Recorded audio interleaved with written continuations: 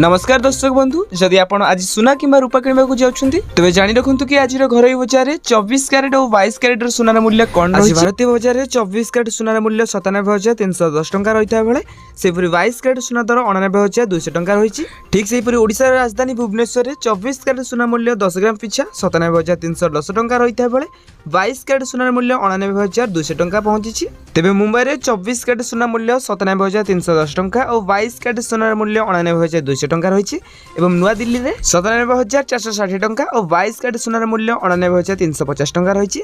एपरिक दक्षिण भारत प्रमुख सहर चेन्नई में 24 क्यारेट सुनार मूल्य 97,310 टंका रही है बेले 22 क्यारेट सुनार मूल्य 99,200 टंका रही। एपरिक पूर्व भारत प्रमुख सहर कलिकता में यथाक्रमे 97,310 टंका और 99,200 टंका रही। अन्यपटे रूपार मूल्य किलो पिछा 99,900 टंका रही।